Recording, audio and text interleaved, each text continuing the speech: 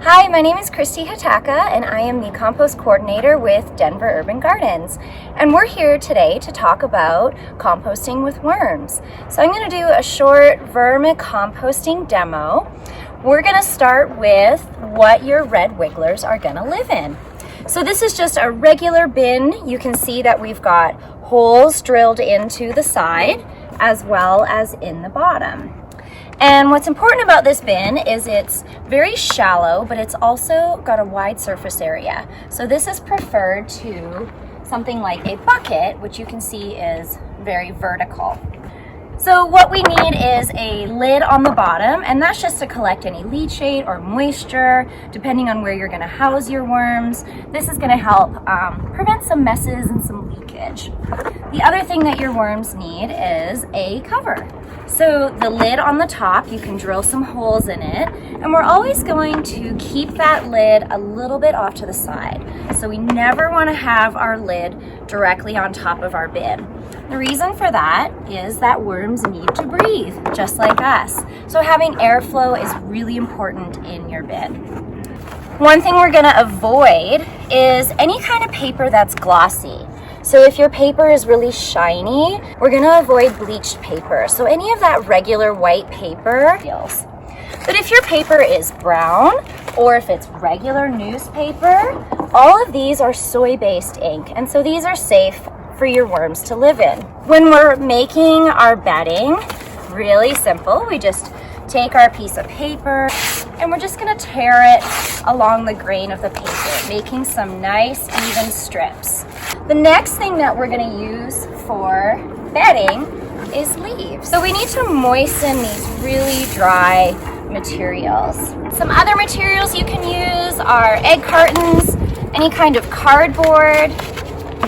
So we've got our dry leaves. We're just going to add a whole bunch of water.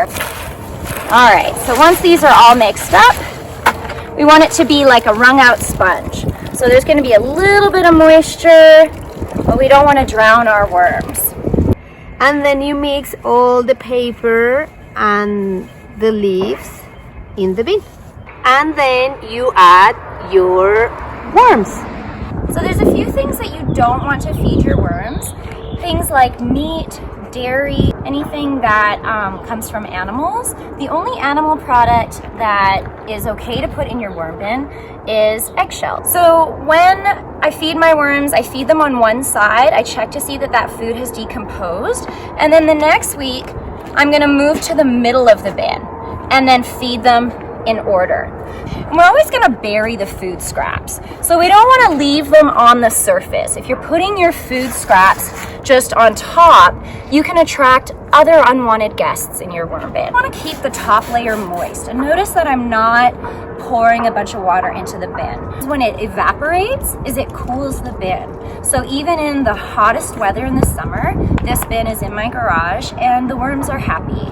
You're probably wondering, how do you harvest all of these worm castings? Make a big mound. And so I'm just gonna move all of these castings off to one side. This is a great activity to do with your kiddos. We're gonna take all of the raw material, the bedding that hasn't decomposed, and start moving it over to a second bin, or you can even do this in a bucket. And if you have a sifter, anything with holes will do. So whether it's a grid, a strainer, a colander, or you can just buy from the dollar store, that will help you to collect nice clean castings. This is a great product to use to give your plants a little boost throughout the season. You can also make a worm casting tea. So taking a tablespoon or two, putting it into a spray bottle or your watering can. These are very, very nitrogen rich. This is quite a potent soil amendment. So we want to use it very sparingly. Maybe like a teaspoon, a small handful. We can do what's called top dressing.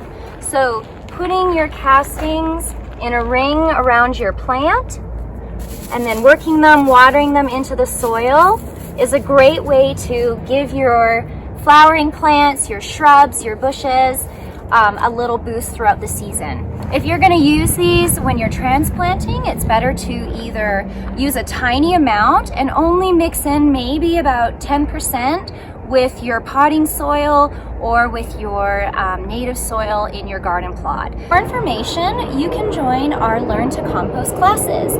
Our worm compost classes are held the first Saturday of every month throughout the summer.